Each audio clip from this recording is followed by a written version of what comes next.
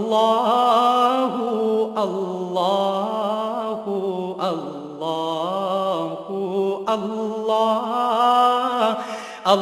اللہ اللہ اللہ اللہ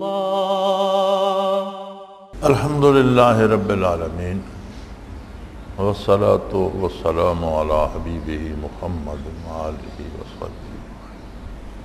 اعوذ باللہ من الشیطان الرجیم. بسم اللہ الرحمن الرحیم.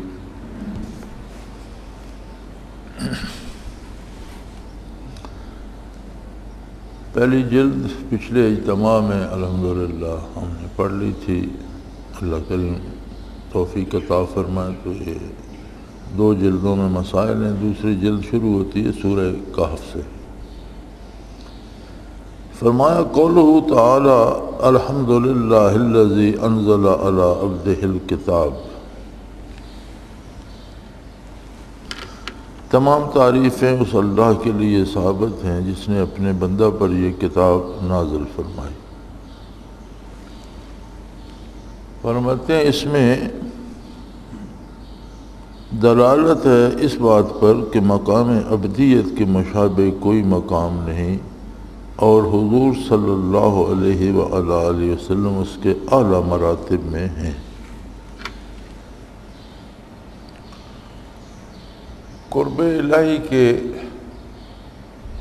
اور وصول اللہ کے جتنے مراتب اور مراقبات ہیں ان میں سب سے آخری دائرہ عبدیت ہے.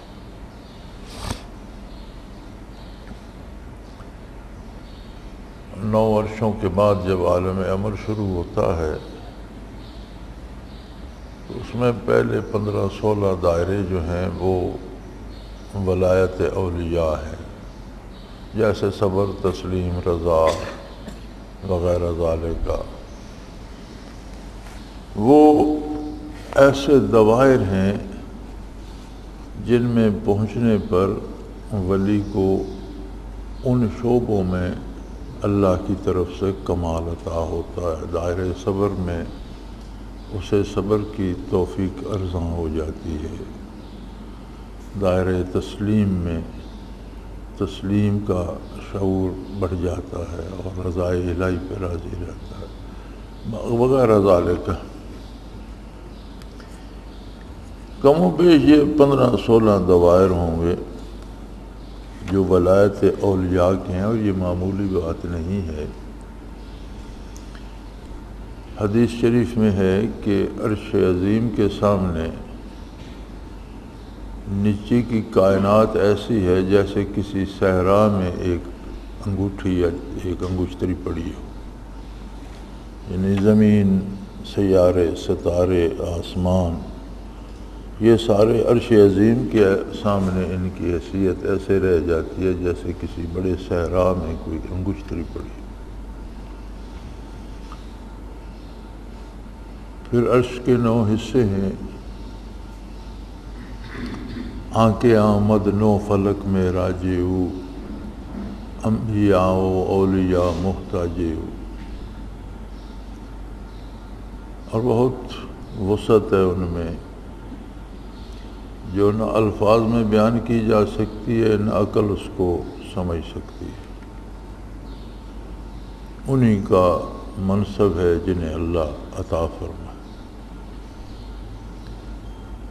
جہاں آخری عرش کی حدود ختم ہوتی ہیں وہاں عالم خلق ختم ہو جاتا ہے. ساری مخلوق کو عرش عظیم محیط ہے. اس سے آگے کا عالم عالم امر ہے. عالم امر کا ہر دائرہ عرش عظیم سمیت اپنے سے نیچے ہر شے کو محیط ہوتا ہے. تو پھر اندازہ کیجئے کہ وہ کتنا وسیع ہوتا ہے. اس سے اوپر والا اس سے وسیع تر. تو یہ 15-16 دائرے جو ہیں عالم امر کے یہ ولایت اولیاء ہے جو ولی کو نصیب ہو سکتے ہیں جسے رب چاہے. حضرت رحمۃ اللہ تعالی علیہ نے ایک دفعہ ساتھی لگا لیتے تھے باتوں میں اور وہ سوال پوچھتے تھے، پھر حضرت مشاہدات کرا دیتے تھے۔ ساتھی بھی اچھے تھے، زمانہ بھی اچھا تھا۔ اب تو کسی کو مشاہدہ کرا دو تو آگے وہ دکان کھول کے بیٹھ جاتا ہے اور کہتا ہے تمہاری گدی گم ہوئی ہے، فلاں جگہ سے ملے گی، اور تمہارے بیٹے کو نوکری وہاں سے ملے گی۔ اس لیے وہ باب ہم نے بند کر دیا ہے، لوگوں میں استعداد نہیں رہی۔ لوگ جواہرات دے کر دال روٹی خریدتے ہیں یا سستی شہرت خریدتے ہیں، اس لیے تو حضرت نے اس پہ بڑی تحقیق فرمائی۔ مجھے صحیح تعداد یاد نہیں ہے، لیکن بر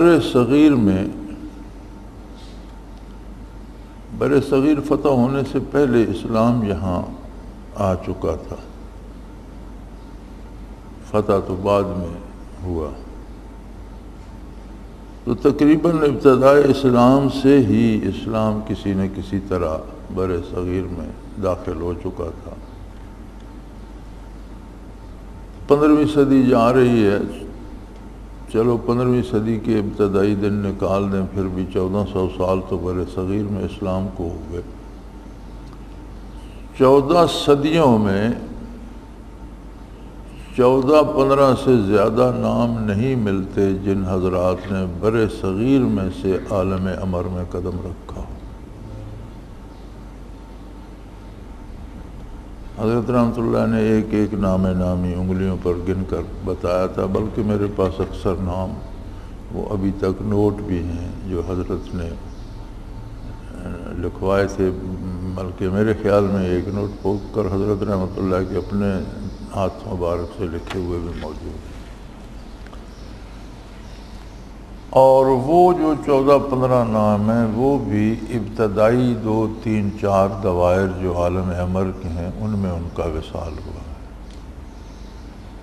تو یوں عالم امر کتنے کتنے اولے العزم لوگ، کتنے کتنے مجاہدے کرنے والے، کتنے کتنے پاک باز، کتنے کتنے نیک لوگ، اور زمانہ نیک تھا، رزق حلال تھا، حکومت اسلام کی تھی، مسلمانوں کی تھی، قانون اسلامی تھے، شرعی تھے۔ اگر اس معاشرے میں 14 صدیوں میں 14 یا 15 لوگ وہاں تک پہنچ سکے ہیں تو آج کے معاشرے میں تو ایمان بچانا بھی بڑا کمال ہے، جو بہت دور کی بات ہے۔ بہرحال جب یہ ولایت اولیاء کے دوائر شروع ہوتے ہیں تو اس سے آگے جو دوائر ہیں وہ ہیں ولایت انبیاء۔ نبی تخلیقی طور پر نبی ہوتا ہے، لیکن مبعوث ہونے سے پہلے جو کیفیت قرب الہی کی نبی کو حاصل ہوتی ہے اسے ولایت انبیاء کہتے ہیں۔ یہ خوب سمجھ لیجئے کہ نبی مبعوث ہوتا ہے تو نبوت کا اعلان فرماتا ہے، اس سے پہلے نبوت کا اعلان نہیں فرماتا، لیکن وصول حق نبی کو تب بھی نصیب ہوتا ہے۔ نبی تخلیقی طور پر نبی ہوتا ہے، تخلیقی طور پر معصوم عن الخطا ہوتا ہے، اوصاف نبوت اس میں موجود ہوتے ہیں۔ تو وہ جو اوصاف نبوت جن کا اظہار نہیں ہوتا جب تک نبی کی بعثت نہیں ہوتی، ان کو ولایت نبوت کہتے ہیں، وہ نبی کی ولایت۔ تو تقریباً یہ ولایت اولیاء اور ولایت انبیاء ملائی جائے تو دار ابدیت جو ہے یہ کم و بیش اس وقت میں صحیح گن تو نہیں سکتا، لیکن 50 کے لگ بھگ دوائر بنتے ہیں، جس میں 15-16 ولایت اولیاء کے ہیں، اس سے آگے سارے ولایت انبیاء کے ہیں۔ اور ہر دائرہ اتنا وسیع ہے کہ اس کی وسعتوں کی پیمائش ممکن نہیں، اللہ ہی بہتر جانے، یا پھر جن لوگوں نے طے کیے ہیں وہ شیخ کی توجہ سے ان سے نکل گئے الگ بات ہے، از خود بندہ چلتا رہے اور اسے ہزاروں زندگیاں بھی ملیں تو قدم قدم چل کر پورا نہیں کر سکتا۔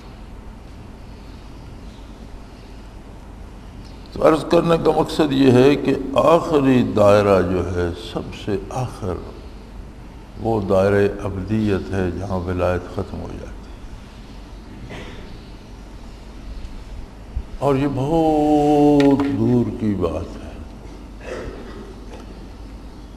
پھر یہ دائرے اتنے وسیع تر ہوتے ہیں کہ دائرہ ابدیت میں بھی اتنے عجیب مقامات ہیں کہ انبیاء کے مقامات و منازل ان کی شان کے مطابق بلند و بالا ہیں۔ ہر ایک نبی کی اپنی شان ہے، ہر ایک نبی کو مقام ابدیت نصیب ہے، لیکن ابدیت میں بھی ہر ایک کا اپنا مقام ہے اپنی شان کے مطابق۔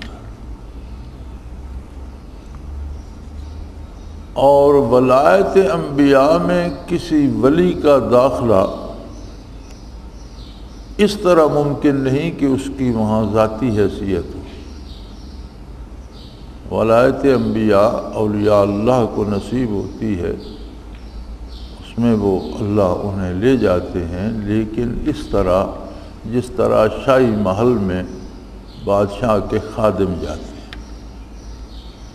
ولایت انبیاء میں ولی کی روح اگر پہنچتی ہے، اسے وہ مراقبہ نصیب ہوتا ہے، تو اس کی حیثیت یہ ہوتی ہے جیسے شاہی محل میں بادشاہ کے ساتھ ہزاروں خادم بھی جاتے ہیں، محل کے اندر ہوتے ہیں، محلی کی قالینوں پہ چلتے ہیں، محلی میں رات گزارتے ہیں، محلی کے دسترخوان سے کھاتے ہیں، لیکن کیا وہ یہ دعویٰ کر سکتے ہیں کہ یہ میرا محل ہے؟ یہی حیثیت ولایت انبیاء میں داخل ہونے والے اولیاء اللہ کی ہوتی ہے باتباع نبی کریم صلی اللہ علیہ وآلہ وسلم۔ انہیں رسائی نصیب ہوتی ہے، لیکن بہت شاذ۔ میں نے جہاں تک اللہ نے مجھے علم دیا ہے اور جہاں تک میرا مطالعہ ہے، جہاں تک میں نے پڑھا لکھا دیکھا سنا ہے، پہلا اور آخری نام میرے علم کے مطابق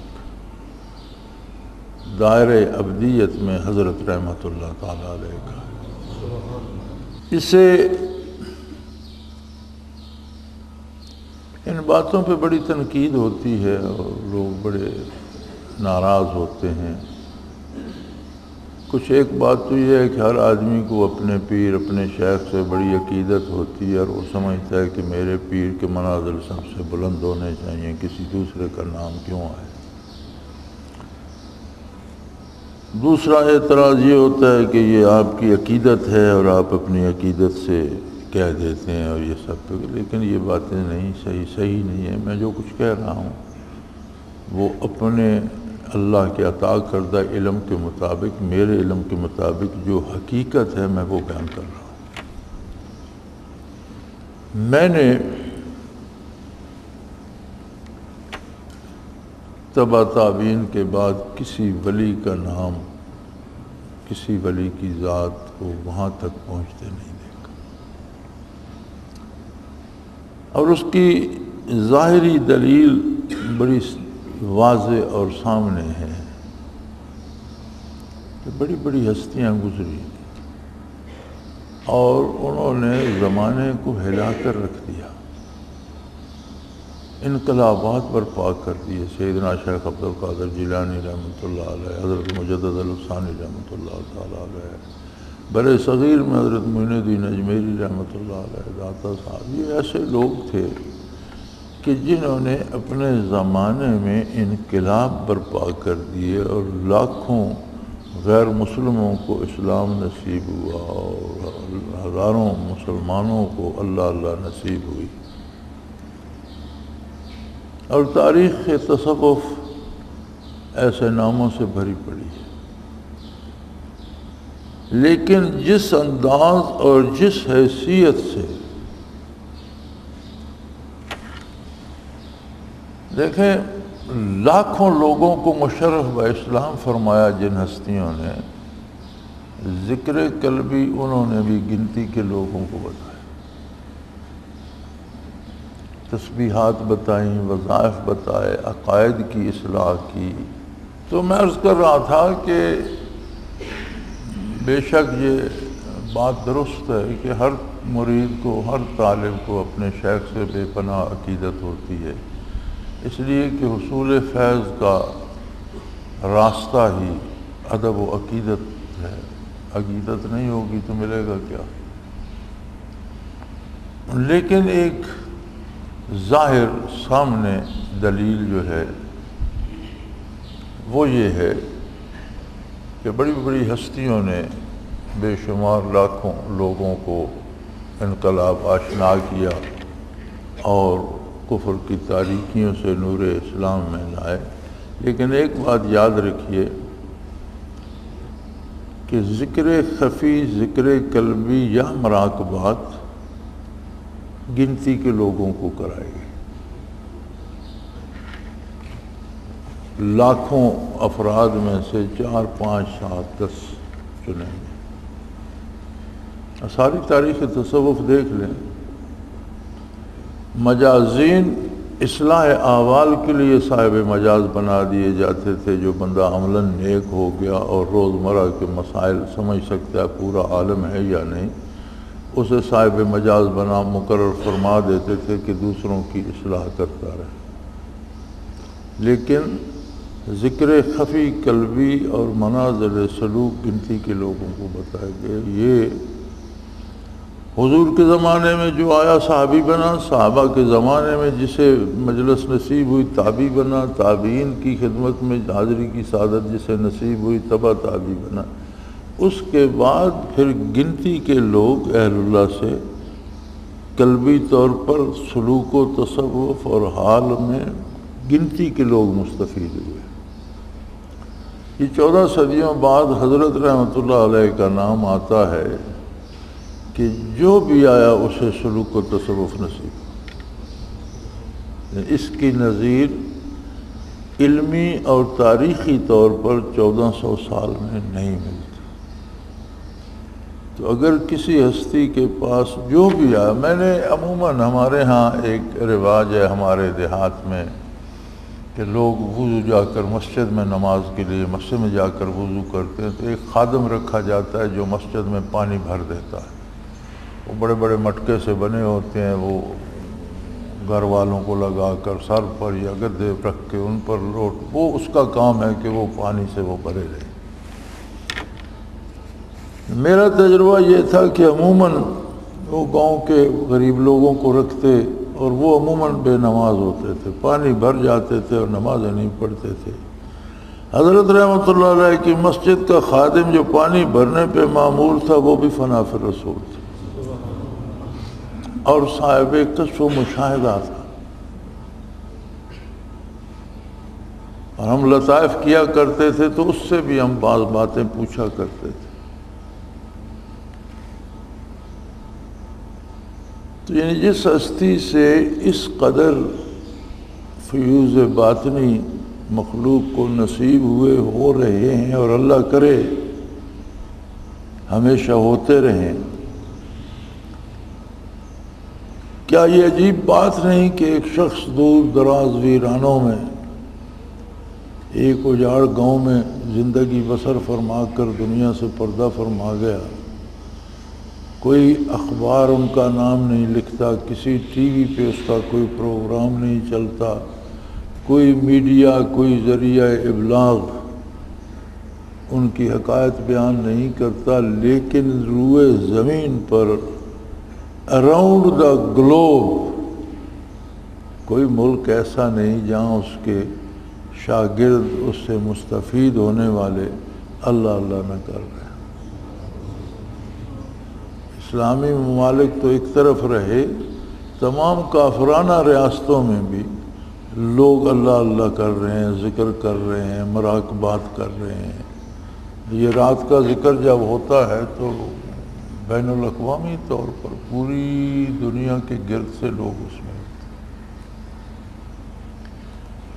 تو یہ اتنی برکات جو جا رہی ہیں جس دریا سے، اس کا رابطہ کہیں بہت بڑے پانی کے ذخیرے سے ہے تو اتنا تقسیم ہو رہا ہے۔ پیچھے کوئی اساس ہے، کوئی خزانہ ہے جو اس طرح لٹایا جا رہا ہے۔ اس کی وجہ یہ ہے کہ حضرت رحمۃ اللہ تعالی علیہ کے منازل دائرۂ ابدیت تک پہنچے۔ آپ کا وصال دائرۂ ابدیت میں ہوئے۔ اب دائرۂ ابدیت نام لینا تو آسان سا ہے، لیکن اس کی وسعتوں کا اندازہ نہیں ہو سکتا۔ ولی کے منازل دائرۂ ابدیت میں بھی ہوں تو شان ولایت کے مطابق ہوتے ہیں، اور نبی کے منازل نبی کی شان کے مطابق ہوتے ہیں۔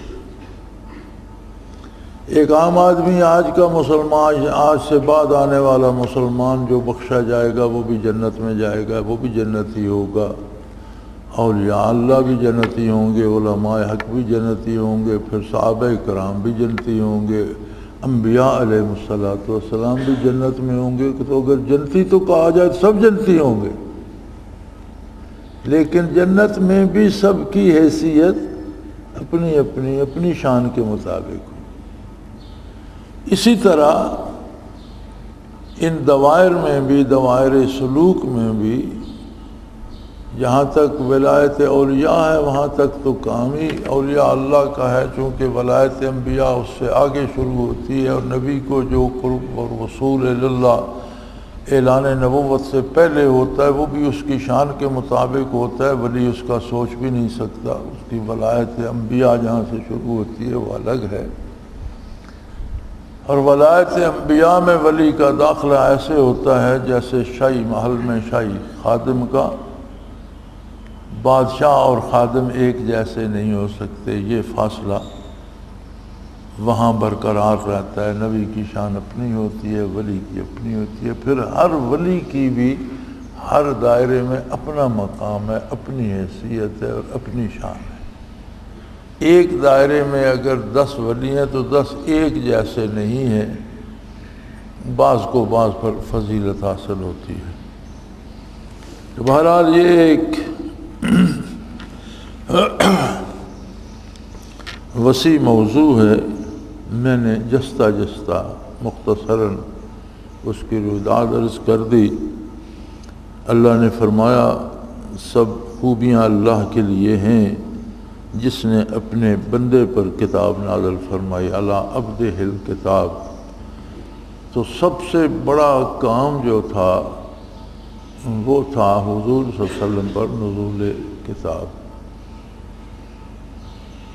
اور معجزات نبوی میں بہت عظیم اور زندہ معجزہ ہے قرآن کریم، جو حضور نے اللہ کریم سے وصول کیا اور مخلوق کو عطا فرمایا۔ یہ الگ بات کہ آج ہم مسلمان ہونے کا دعویٰ کرنے کے باوجود کہتے ہیں کہ یہ قابل عمل نہیں ہے۔ کیسی عجیب بات ہے کہ انسان جن میں اکثریت جھوٹوں کی، ان پڑھوں کی، جعلی ڈگریوں والوں کی اور ایسوں کی ہے جن کے پیچھے مقدمات چل رہے ہیں، وہ ایک قانون بنائیں تو وہ قابل عمل ہے، اور اللہ کا دیا ہوا قانون قابل عمل نہیں ہے۔ یہ اگر یہ مسلمانی ہے تو پتہ نہیں کفر کس بلا کا نام ہے۔ اگر اسے ہم مسلمانی کہیں گے تو پھر کفر کیا ہوتا ہے؟ ورنہ یہ وہ زندہ کتاب ہے کہ نزول سے لے کر قیامت تک آنے والے ہر انسانی مسئلے کا حل اس میں موجود ہے، معاشرے کے ہر سوال کا جواب موجود ہے، خواہ وہ آئین و دستور کے مطابق ہو، خواہ وہ سیاست کے متعلق ہو، خواہ وہ معیشت کے متعلق ہو، لین دین کاروبار ہو، خانگی تعلقات ہوں یا ملکی، بین الاقوامی، قومی، ہر موضوع کا پورا مستقل جواب قابل عمل آسان ترین اس میں موجود ہے۔ اور اس کا دوسرا بہت بڑا جو احسان ہے اللہ کا وہ یہ ہے کہ اس کے جس قانون پر عمل کرو گے وہ عبادت شمار ہوگا۔ یعنی جو دنیا کا کام قرآن کے بنائے ہوئے طریقے کے مطابق کرو گے وہ آپ کے نفل ادا کرنے سے بڑی عبادت شمار ہو۔ بہرحال یہ اپنے اپنے نصیب کی بات ہے، اللہ کریم ایسا وقت بھی لائیں گے کہ اس ملک پر انشاءاللہ اسی کا آئین و دستور نافذ ہوگا۔ دوسرا اگلی آیہ کریمہ میں آتا ہے لِيُنذِرَ بَأْسًا شَدِيدًا مِّنَ اللہ، تاکہ وہ ایک سخت عذاب سے جو کہ اللہ کی طرف سے ہوگا ڈرائے۔ لِيُنذِرَ بَأْسًا شَدِيدًا، تاکہ اللہ کا نبی ڈرائے، باس میں نے عذاب، شدید سخت ترین عذاب سے، من اللہ جو اللہ کی طرف سے وارد ہوگا، لوگوں کو زندگی میں خبردار کرے کہ اس عذاب سے بچنے کی کوشش کرو، عقائد درست کرو، اعمال درست کرو۔ تو یہاں حضرت فرماتے ہیں یہ باس حجاب ہے، یعنی سب سے بڑا عذاب،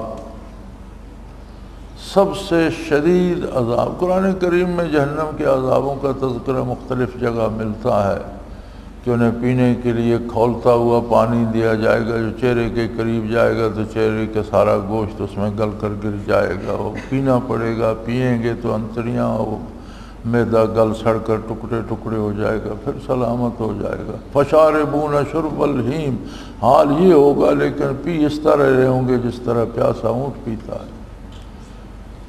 اسی طرح زنجیروں میں جکڑے جائیں گے، توق پہنائے جائیں گے، آگ میں پھینک دیے جائیں گے، پیپ کھلائی جائے گی، یہ ہوگا وہ بڑے بڑے سخت عذابوں کا تذکرہ قرآن کریم میں موجود ہے۔ پھر اس کی تفسیر میں حدیث شریف میں بہت سی تفصیل موجود ہے، لیکن قرآن کریم کے مطابق حضرت فرماتے ہیں کہ سب سے بڑا عذاب حجاب ہوگا، باسن شدید، سب سے بڑا عذاب یہ ہوگا کہ کسی کے سامنے اور ذات باری کے درمیان حجاب آ جائے، یہ سب سے بڑا عذاب ہے، کیونکہ باقی سارے عذاب پھر اس پر مرتب ہوتے ہیں، باقی جتنے عذاب ہیں وہ اس پہ مرتب ہوتے ہیں، اور جس سے حجاب ہٹ جائے اور جسے آخرت میں جمال باری نصیب ہو، کلام باری نصیب ہو، اس پر عذاب نہیں ہوتا۔ تو فرمایا نبی کا منصب جلیلہ یہ ہے لِيُنذِرَ بَأْسًا شَدِيدًا، سخت ترین عذاب سے لوگوں کو بر وقت مطلع فرمائے۔ یہ انذار کا ترجمہ جو ڈرائے کر دیا جاتا ہے یہ صحیح نہیں ہے، مجبوری ہے اور کوئی لفظ بھی نہیں ملتا۔ دراصل انذار ہوتا ہے کہ بندہ اگر کوئی زہر کھانے لگا ہے اور نادانی میں کھانے لگا ہے تو جو جانتا ہے وہ اسے بتائے گا یہ کھاؤ گے تو مر جاؤ گے۔ اسی طرح لوگ جب اللہ کی نافرمانی کرنے لگتے ہیں تو یہ زہر کھانے کے مطابق ہے، اللہ کا نبی جانتا ہوتا ہے کہ اس کام کا نتیجہ اس کے حق میں تباہی ہوگا، تو وہ اس انجام سے ڈراتا ہے کہ یہ کام نہ کرو ورنہ تم پر یہ عذاب آئے گا۔ تو انجام بد سے بر وقت مطلع فرمانے کا نام انذار ہے۔ تو لِيُنذِرَ بَأْسًا شَدِيدًا، سخت ترین عذاب سے ڈرائے۔ یہ بات تو ہو گئی آخرت کی۔ اب اس حجاب کو آپ اس انداز سے دیکھیں کہ دنیا میں ہم جتنی خطائیں کرتے ہیں، جتنے گناہ کرتے ہیں، کسی کو قتل کر دیتے ہیں، چوری کر لیتے ہیں، رشوت لے لیتے ہیں، بدکاری کرتے ہیں، جوا کھیلتے ہیں، شراب پیتے ہیں، ذرا غور کر کے بتائیے کہ کیا گناہ کرتے وقت اس بندے کے سامنے اللہ کی یاد یا اللہ کا نام یا آخرت ہوتی ہے؟ نہیں نہ ہوتی، بھول جاتا ہے۔ یہ جو اللہ کا تصور ہی نہیں ہوتا، اللہ کی یاد ہی نہیں ہوتی، اس کی عظمت کا گمان ہی نہیں ہوتا، اسی کو حجاب کہتے ہیں۔ حجاب کا معنی ہوتا ہے پردہ۔ تو جب عملی دنیا میں ہم عمل کر رہے ہوتے ہیں تو ہمارے سامنے عظمت الہی نہیں ہوتی، تب ہم گناہ کرتے ہیں۔ اور جس کے سامنے حضور حق ہوتا ہے اور جسے یہ خیال ہوتا ہے میرا اللہ میرے ساتھ ہے، مجھے دیکھ رہا ہے، وہ گناہ سے رک جاتا ہے، وہ گناہ نہیں کر سکتا۔ اگر اس سے خطا ہو جائے تو فوراً سجدے میں گر جاتا ہے، روتا ہے، توبہ کرتا ہے، یا اللہ مجھ سے بڑی گستاخی ہوئی، میں نے تیرے روبرو تیری نافرمانی کر دی۔ اول تو کرتا نہیں، ہو جائے تو فوراً روتا ہے۔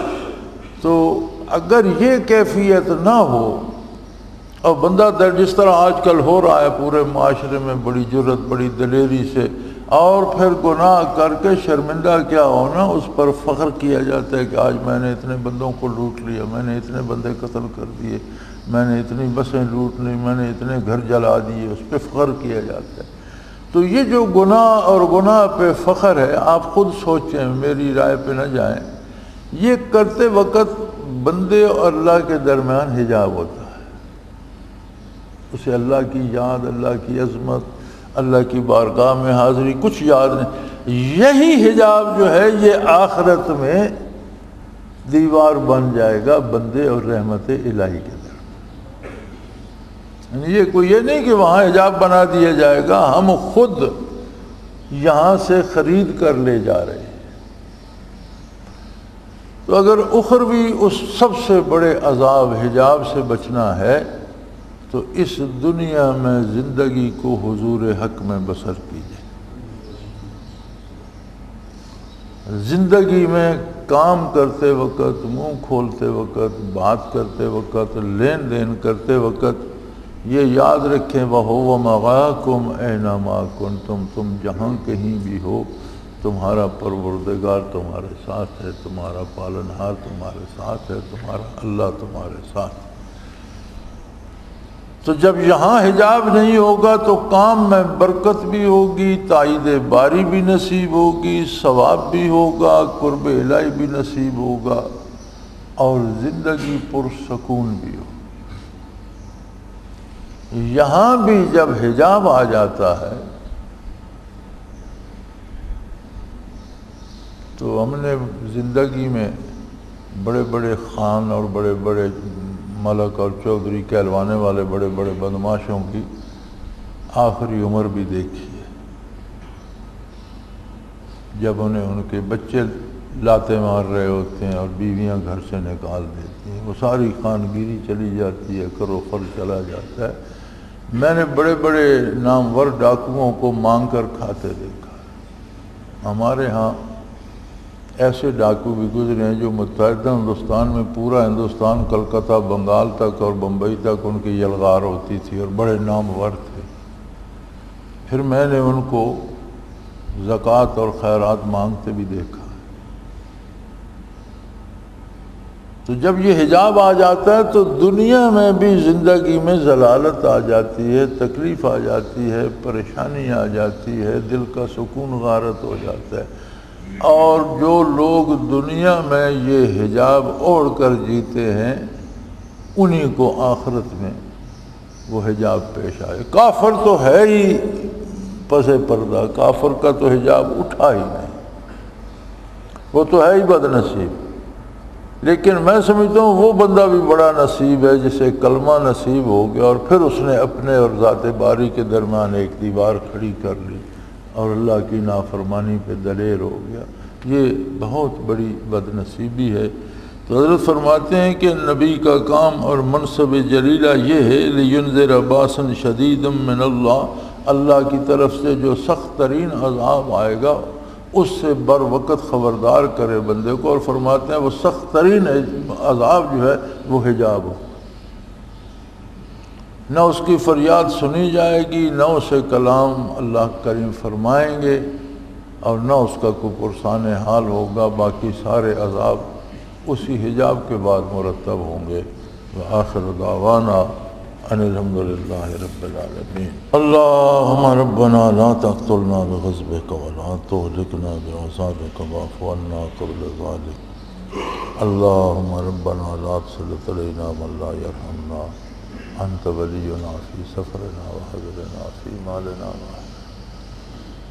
توفنا مسلمین والحقنا بالصالحین اللهم ربنا سهل لنا امورنا كلها في ديننا ودنيانا رب يسر رب يسر رب يسر ولا تعسر وتمم بالخير اللهم ربنا عليك توكلنا وإليك أنبنا وإليك المصير وصلى الله تعالى على حبيبه محمد برحمتك يا اللہ اللہ اللہ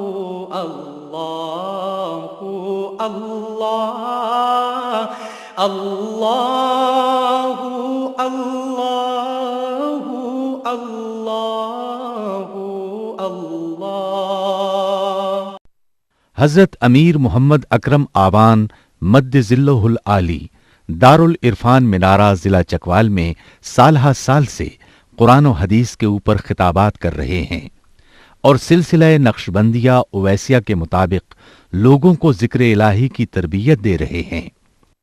وہ قرآن پاک کی تفسیر ترتیب وار بیان کر رہے ہیں۔ تفسیر قرآن کو وہ موجودہ ملکی اور بین الاقوامی حالات کے مطابق بیان کرتے ہیں۔ موٹر وے سے کلر کہار کے انٹرچینج سے نکلتے ہوئے کلر کہار کی جھیل سے ہوتے ہوئے میانی، بوچھال اور نورپور سے گزرتے ہوئے دارالعرفان منارہ پہنچ سکتے ہیں۔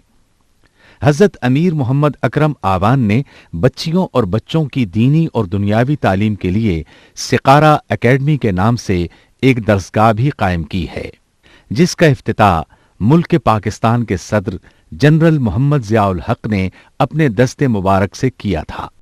وہ تمام احباب جو اسلام کی طلب رکھتے ہیں ان سے گزارش ہے کہ دارالعرفان منارہ ضلع چکوال میں امیر محمد اکرم آوان صاحب کے خطابات سے مستفید ہوں۔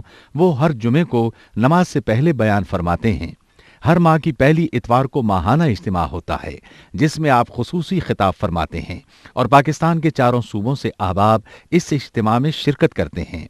اس کے علاوہ یہاں سال میں 2 مرکزی اجتماعات بھی ہوتے ہیں، ایک رمضان المبارک میں اعتکاف کا اجتماع اور دوسرا جولائی اور اگست میں 40 دن کا اجتماع ہوتا ہے جس میں روحانی تربیت کی جاتی ہے۔ اپنا خون سیماب دے کر اتنا ہم کر جائیں گے، نام آقا کا چمن میں پھر رقم کر جائیں گے۔